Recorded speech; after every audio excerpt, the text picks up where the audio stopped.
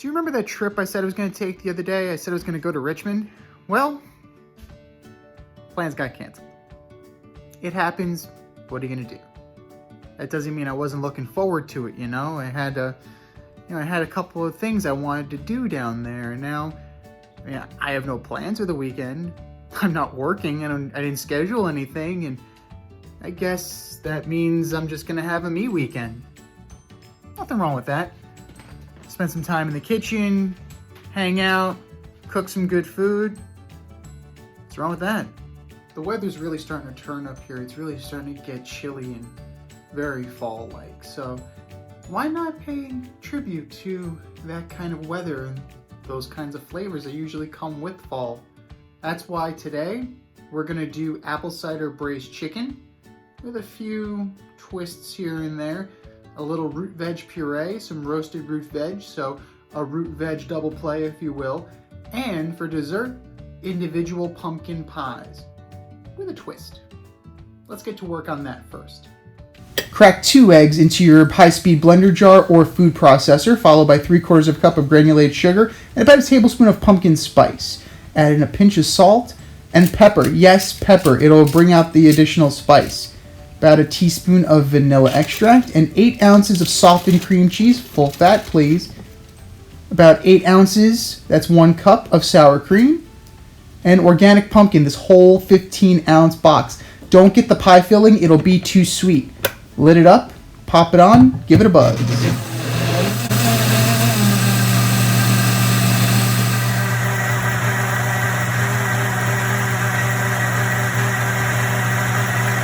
Set aside while we deal with the dough. I'm taking help from the store, and rather than making my own dough, I'm using frozen empanada wrappers that I've fully defrosted. We're just going to mold them and fold them, tuck them into this muffin tin here.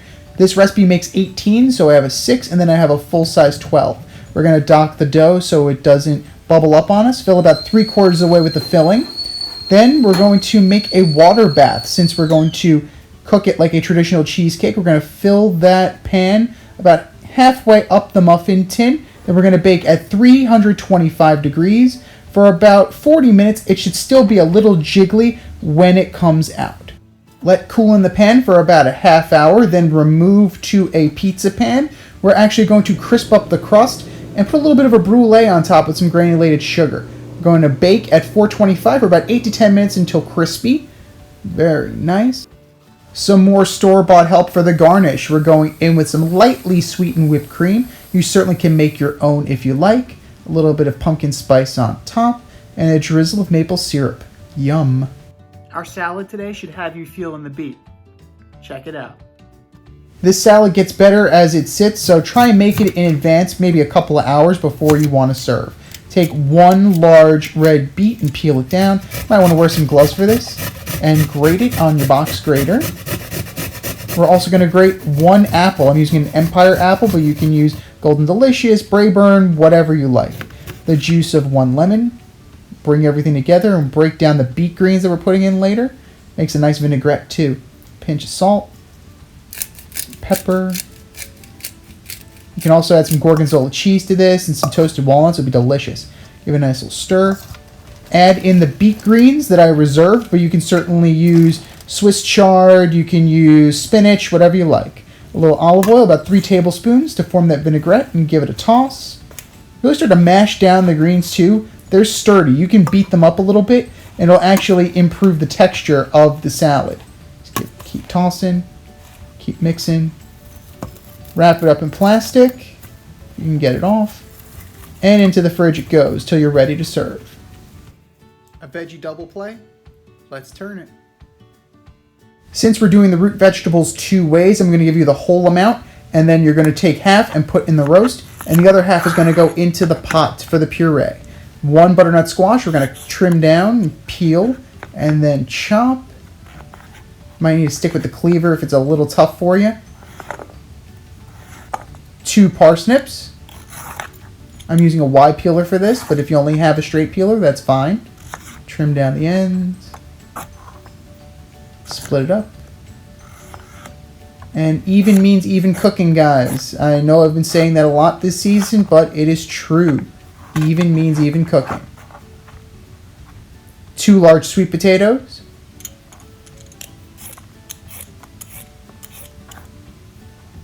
Trim that off. Put that in. Set that to the side. Work clean. We'll use our bear claw and then chop down. And 2 large carrots. Since we're doing all this chopping, guys, now would be a really good time to focus on that technique and really practice it. Good technique is a habit. We're going to fill our stock pot just to cover the vegetables. If you want to fortify this with flavor, you can either cut the water with vegetable broth or you can just use all broth. A couple of pinches of salt to season. Nice and heavy. We're going to lid it up, pop it on our burner, and bring to a boil until the vegetables are tender. That's going to take about a half an hour or so. As a little special addition to the roast veg, I'm going to add 1 turnip. We're just going to peel and chop that. The flavor of turnips is like a sulfuric bitterness, which is really nice in contrast to the sweet puree. I'm going to coat with olive oil, like so. A little salt.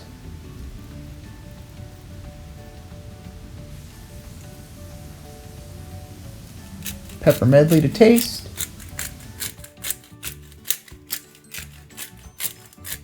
Some turmeric for color.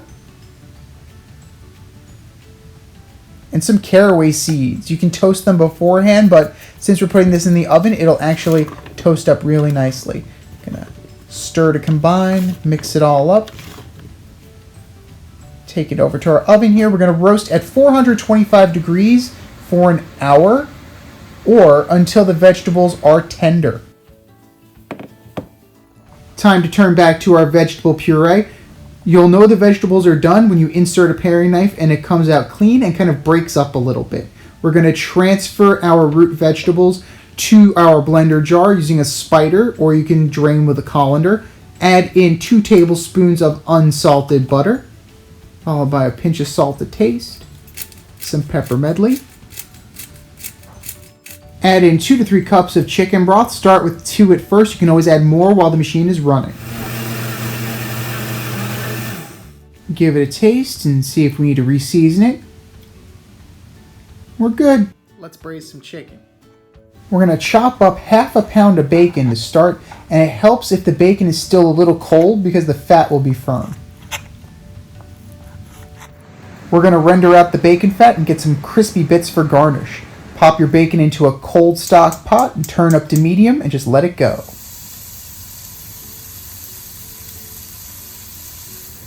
Give it a stir from time to time. Be careful, it may spit up at you. Remove the bacon bits to a bowl lined with a paper towel and drain off any of the excess bacon fat. If there's a little residual on the bottom of the pot, that's a-okay. Turn back on over medium while we do with the chicken. I'm using half a chicken, dark and white meat, and the trick to butchering chicken, look for the joints and just follow along those lines with your knife. Season with pepper medley, a little bit of salt. And for a little bit of pop, we're going to add in harissa blend. So it has a little bit of mint and paprika, garlic, coriander, some caraway. Gives you a nice warmth, but also a very savory note. It's a delicious blend. We're going to turn this over and season both sides. Some pepper now. And we're going to transfer this to our heated stock pot and brown for 4 minutes. Turn them over. And give them another 4 minutes or so. Very nice. Almost looks like a blackened chicken, but not the same flavor. We're going to take that chicken out after it's been browned. And we're going to build the rest of our sauce. About 14 ounces, that's 1 bag of pearl onions goes in. You can certainly use shallots or whatever onion you like. Give those a stir. The pearl onions take it in a coq au vin direction.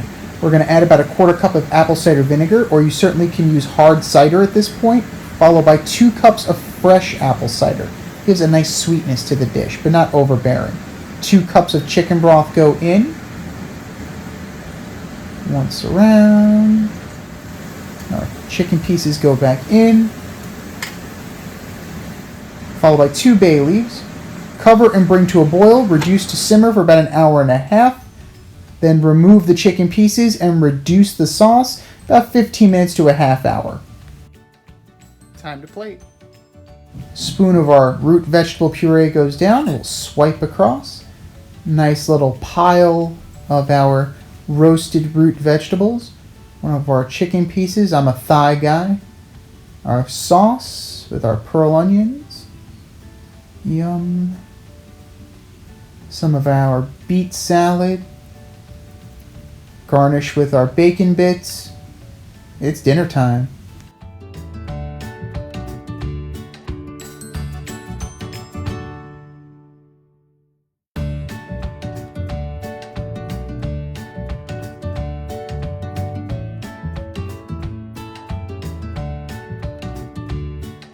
Thank you for watching. I hope you enjoyed watching the video as much as I enjoyed making it for you. As always, like and subscribe to my YouTube channel. Follow me on Instagram, same name as You Eat It. Follow me on Facebook, same name as You Eat It. Come see me live. I'm at Williams-Sonoma Columbus Circle and Bloomingdale's 3rd Avenue. Follow my Instagram to see my schedule.